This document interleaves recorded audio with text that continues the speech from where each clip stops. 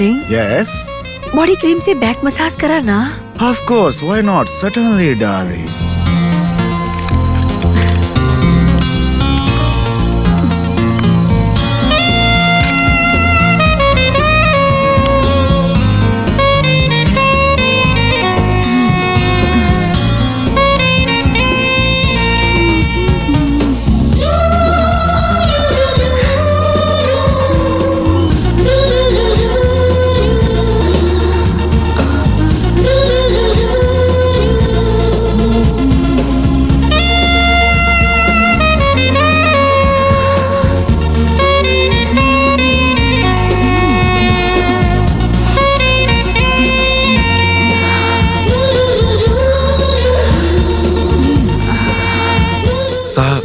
America से baby के phone बा। नहीं सर।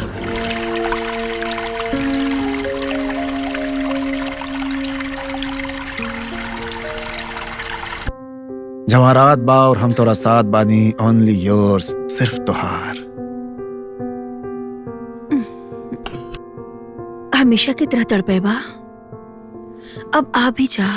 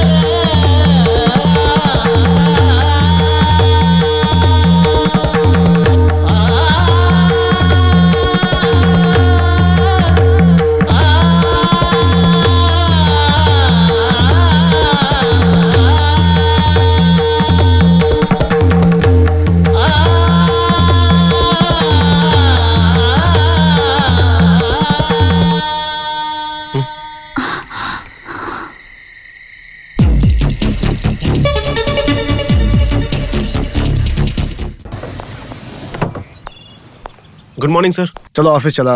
ओके सर। सर चाबी वो मैडम के पास बा। कहाँ है? मैडम गाड़ी लेके गए रहे ना। अच्छा जा लेके आ जा। जी सर।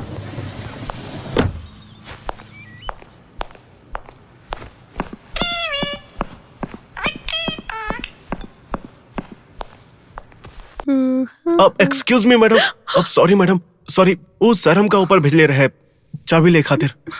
I am so sorry madam, I am so sorry. It's okay. Tell me, काहे आइल बाड़ा? जी हम चाबी ले खातिर आइल बानी। वहाँ टेबल पर बा, ले ला।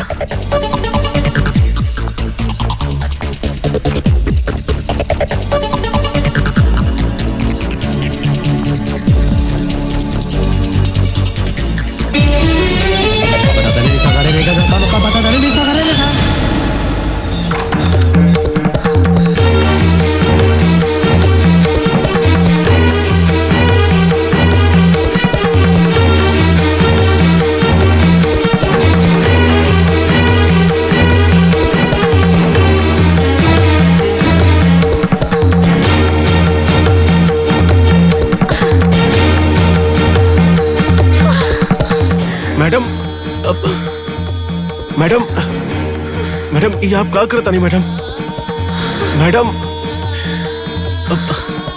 प्लीज राज, आज कुछ मत कहा। जे हो रहा बा ओके होके दा। I need you, I want you, I need you. ये आप क्या करता नहीं मैडम? आज कुछ मत कहा राज। आज ये भूल जाके हम तो हर ma'am साहबानी। Forget everything. Just love me. Just love me, Raj.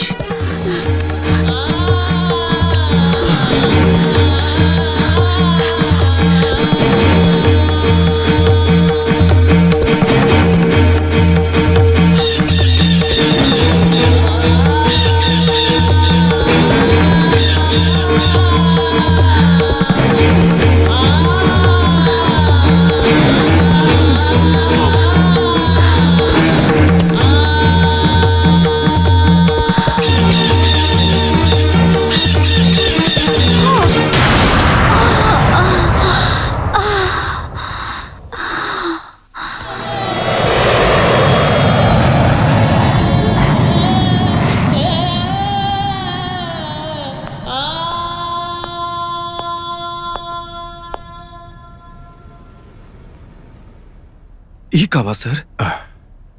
इतना सारा दवाई? सिंह साहब, जिए खातिर त जहर भी खाए के पड़ेला। आश्चर्य हो रहल बा, ई 5 साल घर गृहस्थी, मर्द और औरत के आपस के रिश्ता, ना जाने हमरा के कुछ अजीब अजीब ख्याल आ रहल बा। ऐसा लगा था कि कोनो भयानक तूफान आवे वाला बा।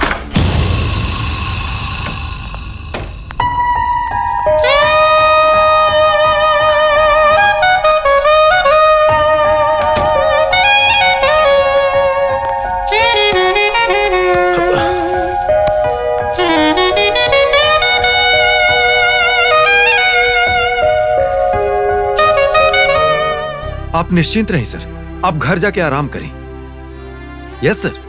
ओके, तू यहाँ सब संभाल लिया, संभाल ले। डोंट वरी सर, हम बानी ना, हम सब चीज संभाल लें। Thank you.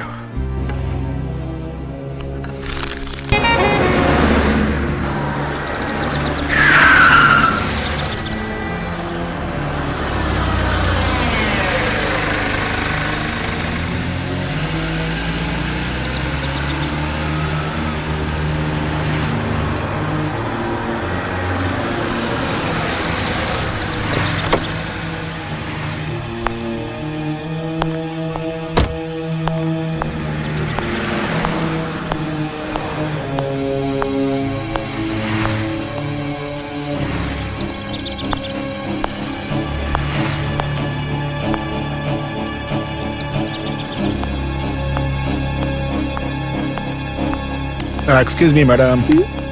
I just I want to know car. Excuse me, may I help you sir? Please, thank you. हम ई जानल चाहत रहनी कि एजा बीना चोपड़ा और अमृत चोपड़ा के नाम पर कोनो रूम बुक बा? No sir, there is no room sir by such name. Any other name, कोनो और? वेल एक्चुअली का बाकी actually I saw the car outside. That car. Right. But no. Probably, maybe we got another name. बिना के अलावा कोनो और नाम, दूसर, any other name? We got the room by the name of Arpita. Oh, I see. You think I can know the room number? Certainly, yes, sir. 302. Thank you very much. Welcome, sir. Yeah. Thank you, sir.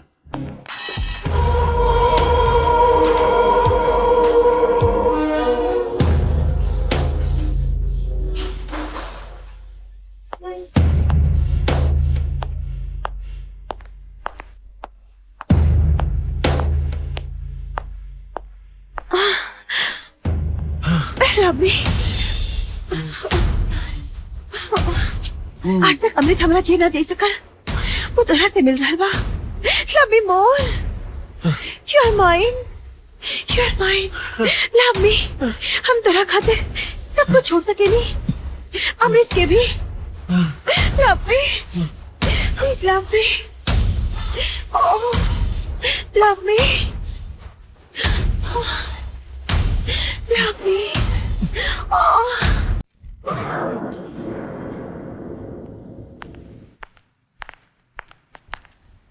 ओ तो आ गेलू तू, very good.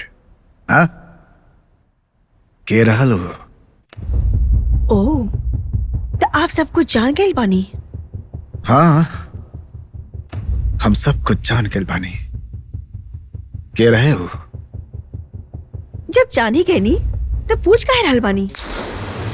जौन तरह आज तक हम चुप रहनी, वह तरह अब तू भी चुप रहा, केहू के कुछ न पता चली है। Shut up, बीना, shut up, shut up। काहे तकलीफ हो रहल बा? बहुत तकलीफ हो रहल बा। यह तकलीफ पिछला कई साल से हम बर्दाश्त कर रहल बानी। जब तू हमरा के वो ना दे सकेला जे हमरा के चाही, तो शोर काहे मचा रहल बा? गद्दार, तो के बस तू हमरा साथ बेवफाई कैले बाड़ू। का कुछ ना दिली हम तोहरा के? हाँ, मान, मर्यादा, पैसा, इज्जत, दौलत। लेकिन तू हमरा के ऊ ना दे सकल जे हर एक पत्नी अपन पति से उम्मीद करेनी।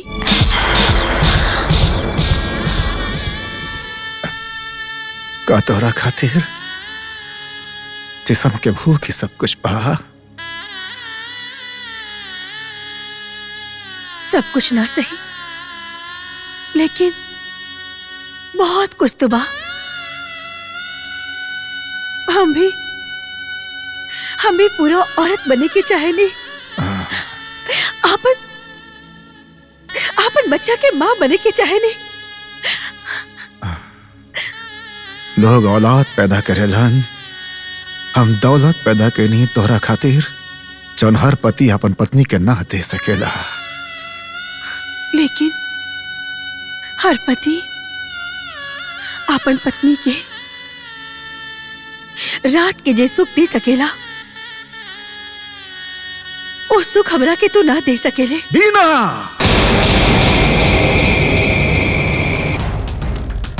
बीना,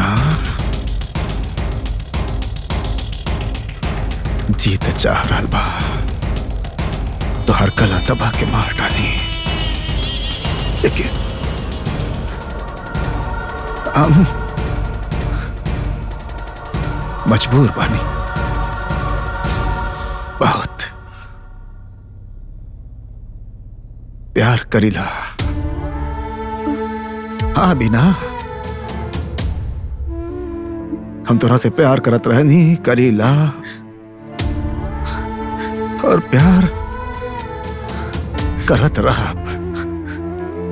हाँ, अगर एक कमजोरी के तो नाजायज फायदा उठावल चाहताड़ू तो हम तोहरा के घर से दिल से निकाल के बाहर फेंक दे। तब तोहरा के एहसास होगी कि जौना दुनिया में दौलत ना होखेला और दुनिया में प्यार भी बोझ हो जाला। Go away.